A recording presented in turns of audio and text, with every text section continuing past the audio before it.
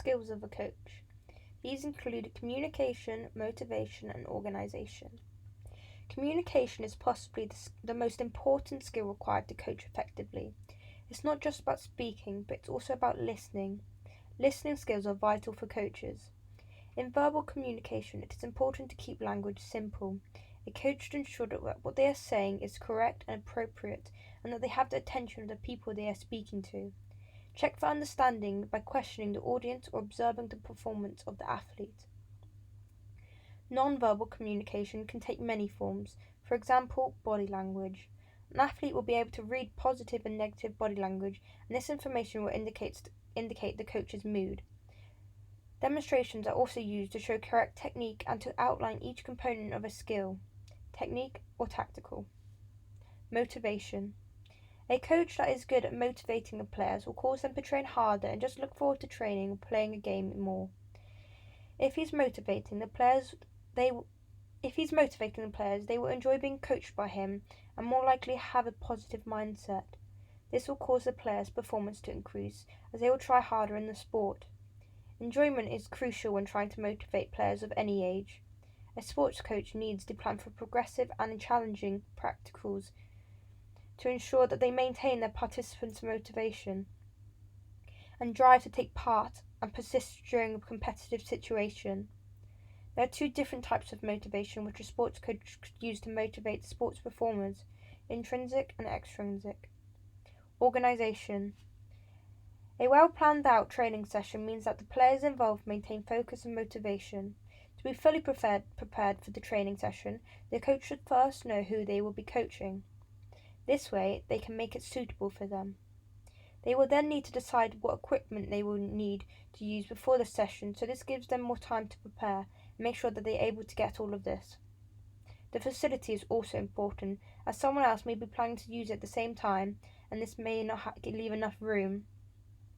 It's also important for the coach to set clear rules on how they will stop and start the training. Therefore, they won't run over their specific time limit. They could do this by blowing a whistle, for example. Knowledge of the coach. Knowledge of correct technical and tactical performance.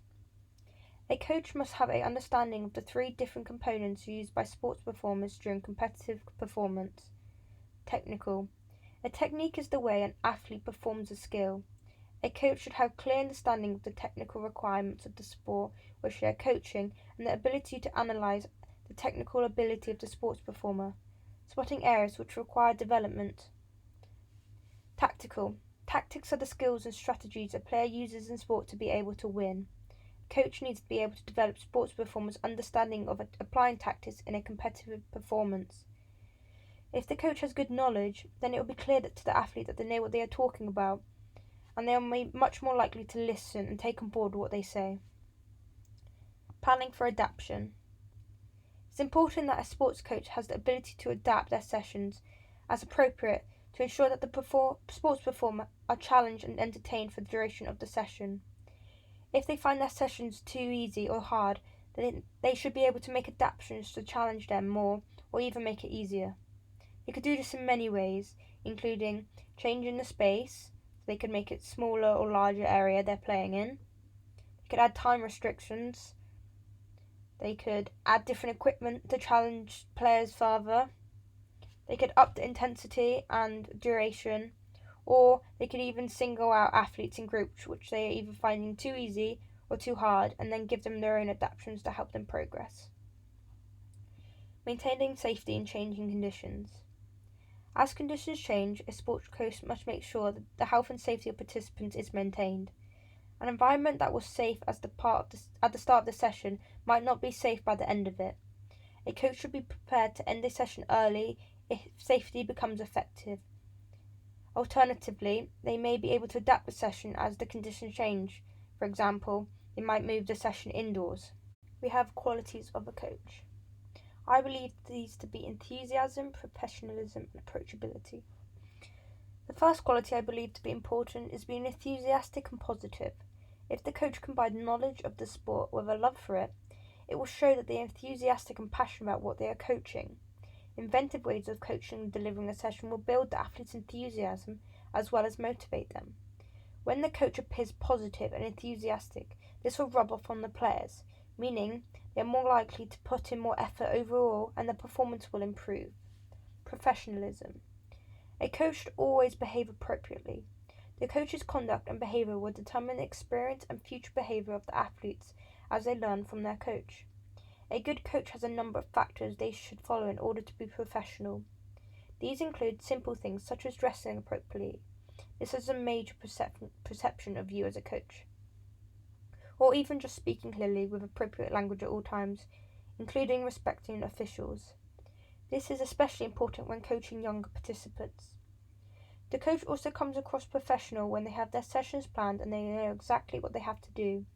This means they can run a session without stopping to think what they should do next.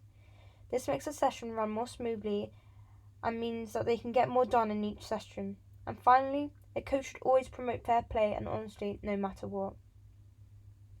And the third quality of a coach I believe to be important is that they should be approachable. The performers should be able to talk to their coach about anything. They should feel able to ask questions and seek guidance and advice when appropriate. To do this, the coach must display being friendly. However, they have to manage their relationships and not come across too friendly, as they don't want the athletes seeing them as friends, as they still need to have authority over them. Being an approachable coach would bring the bond between the team or individual closer, which will also build trust. Next, there's the best practice for a coach. I've put safeguarding, equal opportunities, and risk assessments. Other than on the pitch, there are other requirements to being a good coach. A coach can easily fail if they do not follow certain practices. First of all coaches who work with children have a responsibility for safeguarding them while they are under their supervision. Safeguarding is protecting the children, young people from harm or damage with an appropriate measure. The coach must follow a process to protect children from abuse and neglect, but also not prevent the child from developing. The coach must have clear safeguarding policies and procedures. They must be followed. However, coaches could also cause harm to children through overtraining.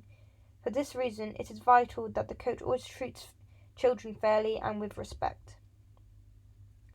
Secondly, the coach must always give everyone the same opportunities. To be a good coach, they will need to deliver their coaching sessions to a range of abilities within the performers and from a range of ethnic and social backgrounds. The sports coach should ensure that they demonstrate equality at all times. This means they should coach sports sessions without any inequality or prejudices. For example, the coach should always treat boys and girls the same when he coaches, no matter what. Finally, my third point about the best practice for a coach is risk assessments. Linking into safeguarding, sports coaches have a duty of care at all times to provide a safe environment for the athletes who participate in their sessions. A risk assessment reduces or removes the risk of harm or injury to the players, coaches, or even spectators. The coach must examine all the equipment and the playing area where they are coaching. If they find a hazard, they must eliminate it. Once they do this, they can proceed with the session. If they cannot remove the hazard, the coach must decide on how severe the risk is and if it is safe to proceed. Sports technology. There are a range of sports technologies available nowadays to support coaching and analysis of sports performers. For these technologies, coaches have to consider whether they will be worth the support they supply compared to the cost. For example, it's pointless spending money on GPS trackers for children as they won't benefit massively from it as they are not at the level needed. The first technology that a coach would benefit from is video analysis. This can be used for a range of abilities from beginner to elite. It's used to observe performers' movements, correcting anything they do wrong, and help with further developing the athlete. It can be expensive and would be used at professional level due to the cost. However, coaches could use mobile phones or cameras to record, as this is a lot cheaper and can be used at lower level. The next technology is GPS tracking. This tracks the precise location of the performer and monitors their movement, speed, and distance covered. They use these to measure the intensity of the performer and normally are used in moderate to elite level. It pushes performers to work harder as they know coaches will see if they aren't putting effort in. However, They are expensive, so the coach will have to decide if they are worth the cost. If they are not in the coach's price range, then they may look into using heart monitors instead. They do somewhat the same as GPS tracking, as they look at what intensity the performer is working at. However, they are much cheaper and therefore likely to be used by more coaches. They do not, however, look at speed or distance. They also require software to look at the data, but for the price offers a good way into pushing the performer's performance. Sports professionals. Much like technology, coaches must decide if having different sports professionals is worth it. Elite teams will need more professionals than a child's team due to the amount and intensity they train at. A physiotherapist is very important in an elite sports team, but less so in a younger team. This is because the injuries tend to be much more severe at high levels, due to each player being much stronger and pushing themselves harder. A physio helps performers affected by injury by giving them exercises, physiotherapy, guidance, and rehabilitation in order for them to achieve and maintain full health. The coach must decide if they think their team needs one. A rugby team is much more likely to need one than a swimming team, as their bodies are demanded more. The next professional is a strength and conditioning coach. They use exercises specifically to improve performance. They work on the strength and conditioning of each player in order to help minimize the risk of injury, but also ensure performers are in their best physical condition to give them the best chance in their sport. They may set up gym routines they have to follow and help specific players if they're struggling in areas. For example, a player might have weak knees and they'll work on legs. They are very useful for elite teams, but aren't necessarily needed in teams where the players are just there for the enjoyment and don't work out outside of their sessions. Finally, a sports psychologist assesses the psychological factors affecting performance and considers how participation in sport affects psychological and physical factors. They help performers perform better in factors which are not physical and are affecting them. Yet again, they are not necessarily useful and most teams can cope without them. So the coach must choose to spend their money elsewhere, or if they think they're needed, they might look into getting them. These are all the factors which go together to make a good coach.